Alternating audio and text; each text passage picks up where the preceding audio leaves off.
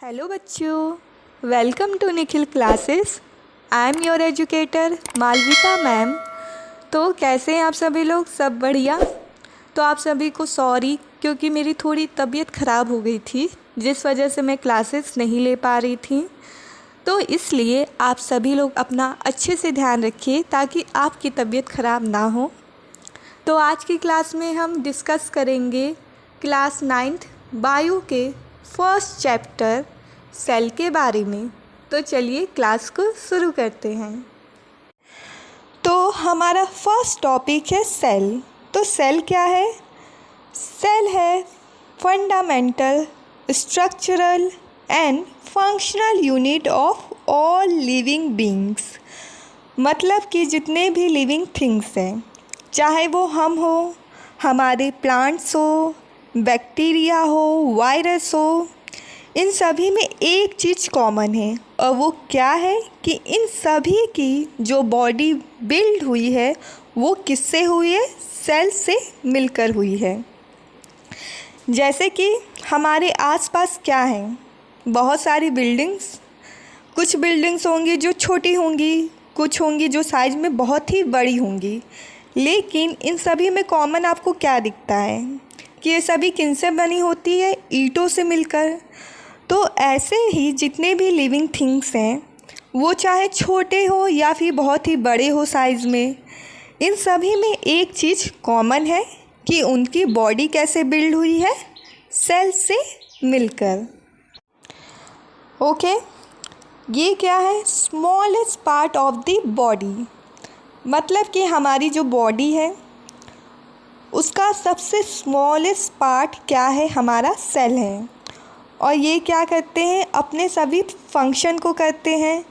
जैसे कि हमारा ब्रेन, वो क्या करता है? हमारी पूरी बॉडी को कंट्रोल कर रहा है। तो वो किससे बना है? सेल से ही मिलकर। हमारे हाथ हैं, हमारे पैर हैं, हमारे बोन्स हैं, और जितने भी हमारे बॉडी के ऑर्गन्स हैं वो सभी किससे मिलकर बने हैं? सेल से ही मिलकर बने हैं।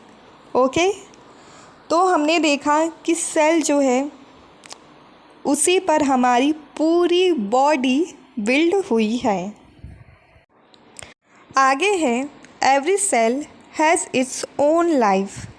मतलब कि जितने भी सेल हैं, जैसे कि हमारी बॉडी में ही हैं, आरबीसी हैं, डब्ल्यूबीसी हैं, स्किन सेल्स हैं और बोन सेल्स हैं। तो ये क्या करते हैं?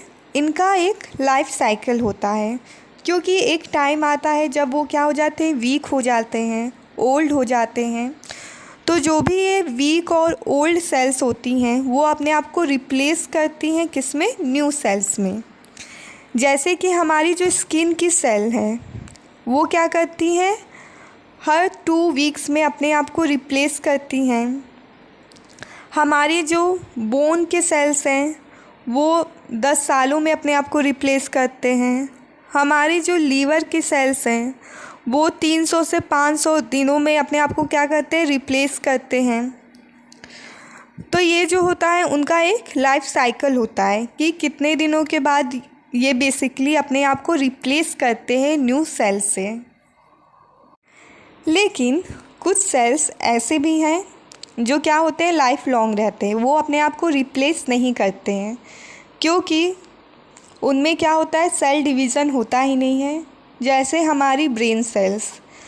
तो हमारे जो ब्रेन के जो सेल हैं, नर्व सेल्स, ये क्या होते हैं? लाइफ लॉन्ग होते हैं। उनका क्या होता है? डिवीज़न नहीं होता है।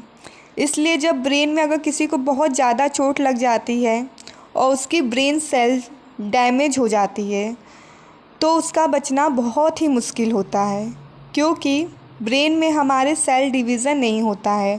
और अगर ब्रेन के सेल डैमेज हो गए तो फिर वो दोबारा से अपने आप को नहीं बना पाते हैं। नेक्स्ट टॉपिक है हमारा invention of the microscope and discovery of cell. तो जैसा हमने अभी तक देखा कि जो हमारे सेल होते हैं वो क्या होते हैं? साइज़ में बहुत ही छोटे, इतने छोटे होते हैं कि हम उनको नॉर्मली तो देख नहीं सकते। तो सबसे पहले किसका इन्वेंशन हुआ? माइक्रोस्कोप का और फिर डिस्कवर किया गया सेल को। तो जो फर्स्ट माइक्रोस्कोप था उसका इन्वेंशन किया था Dutch scientist Antony van Leeuwenhoek ने। तो इन्होंने जिस माइक्रोस्कोप को इन्वेंट किया उसको बोला गया सिंपल माइक्रोस्कोप, क्योंकि इसमें बस एक ही लेंस था जो कि था बाई कॉन्वेक्स लेंस। इनके माइक्रोस्कोप से हम चीज़ों को 200 टाइम्स मैग्नीफाई कर सकते थे, मतलब जिस भी ऑब्जेक्ट को इनके माइक्रोस्कोप पे रखा जाता उसको 200 टाइम्स जूम किया जा सकता था। जैसा कि आप फिगर में देख सकते हैं, ये वही माइक्रोस्कोप है जिसका इन्वेंशन इन्होंने किया। नेक्स्ट आ जाता है हमारा कंपाउंड माइक्रोस्कोप, जिसको डिस्कवर किया था इंग्लिश साइंटिस्ट रॉबर्ट हुक ने। तो इनका जो माइक्रोस्कोप था उसमें 2 लेंसेस का यूज़ हुआ था, जिस वजह से इनके माइक्रोस्कोप से चीज़ों को हम 2000 टाइम्स मैग्नीफाई कर सकते थे।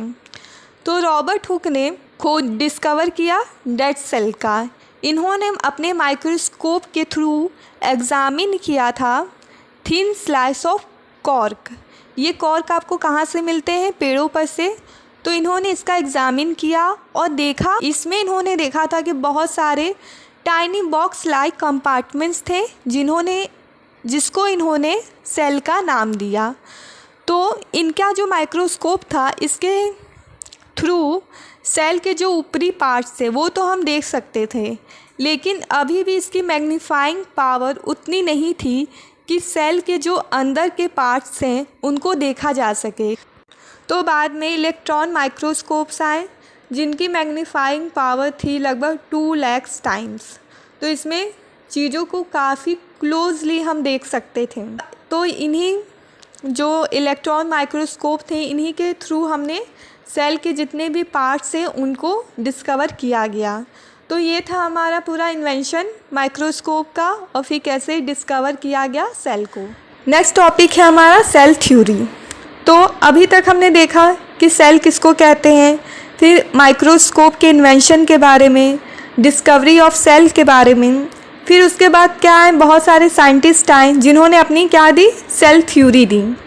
तो जैसे पहले हमारे साइंटिस्ट है मैथियस, तो इन्होंने क्या अनाउंस किया कि हर प्लांट किससे मिलकर बना है, लार्ज नंबर ऑफ सेल से। फिर आए थियोडर, इन्होंने क्या अनाउंस किया कि केवल प्लांट्स ही नहीं, जितने भी एनिमल्स हैं और प्लांट्स हैं, ये दोनों किसका कंपोजिशन है, सेल का। देन नेक्स्ट आते हैं रुडोल्फ, इन्होंने बताया कि जो भी नए सेल अराइज होते हैं वो किससे होते हैं, एक प्री एग्जिस्टिंग सेल से। तो जो हमारी ये सेल थ्योरी है उससे हम जो 3 मेजर पॉइंट्स हैं वो क्या निकाल सकते हैं।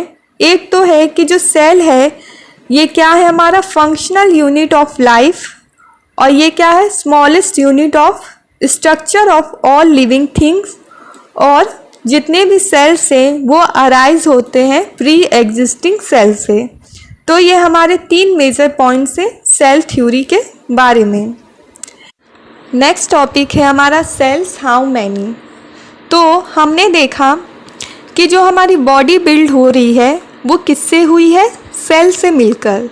लेकिन कितने सेल से मिलकर? तो बेसिकली क्या होता है, जितनी बड़ी बॉडी होती है उतना ही अधिक नंबर ऑफ सेल होता है। जैसे कि कोई भी छोटा एनिमल है या कोई बड़ा है, जैसे कि हाथी है, चींटी है, या कोई भी आप लिविंग थिंग्स ले लीजिए, तो इनकी बॉडी जितनी छोटी होगी उनमें सेल्स उतने ही कम होंगे, और इनकी बॉडी जितनी बड़ी होगी उनके में सेल जो होंगे उतने ही ज़्यादा होंगे। तो इसमें आता है हमारा सिंगल सेल, फ्यू सेल्ड और मल्टी सेल।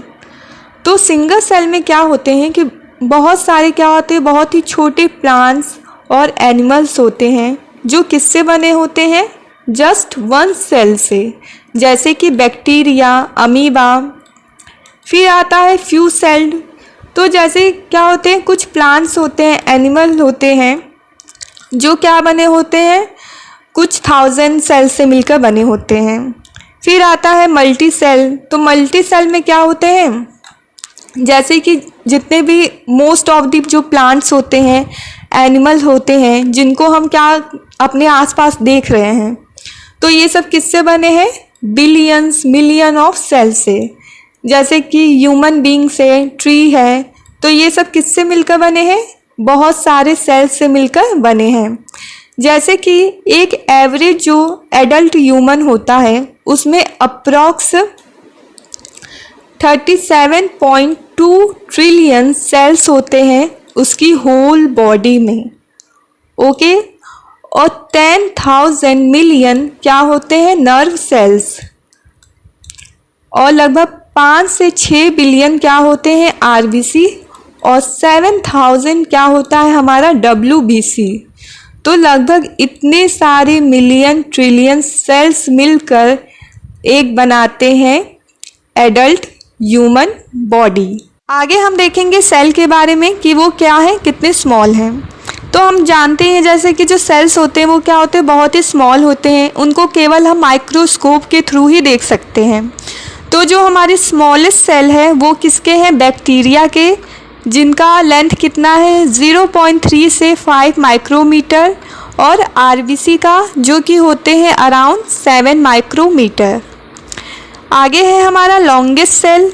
तो ये कौन से सेल होते हैं, हमारे नर्व सेल जो होते हैं, या जिनको हम लोग न्यूरॉन सेल भी कहते हैं, ये हमारे होते हैं लॉन्गेस्ट सेल्स। जैसे कि आप यहाँ पर देख सकते हैं हमारे जो नर्व सेल हैं वो कैसे हैं, लॉन्ग हैं, इनकी आप लंबाई देख सकते हैं। तो इसी तरह से ये होते हैं। देन आता है हमारा लार्जेस्ट सेल जो कि होता है बर्ड्स का, जो किसका है, ऑस्ट्रिच।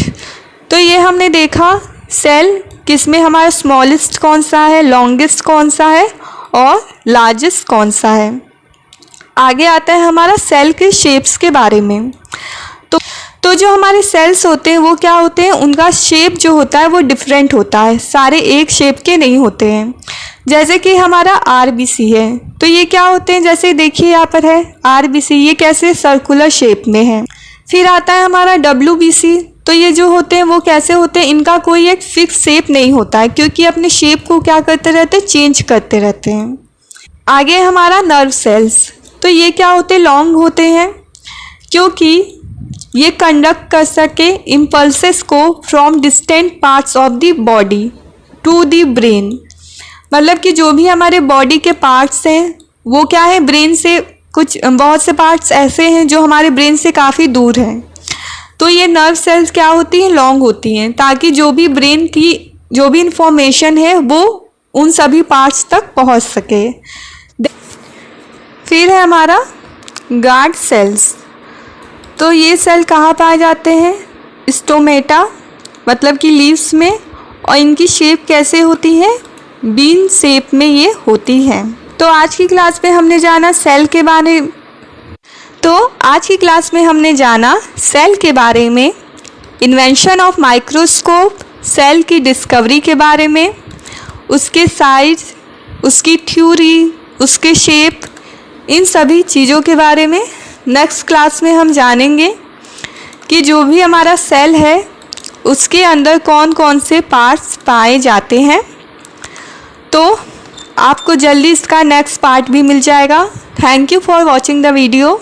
अगर आपको वीडियो हेल्पफुल लगी हो तो अपने फ्रेंड्स के साथ ज़रूर शेयर कीजिएगा, और इस वीडियो का जो PDF फाइल है वो आपको मिल जाएगा हमारे टेलीग्राम चैनल पे, तो उसको भी ज़रूर से ज्वाइन कर लीजिएगा।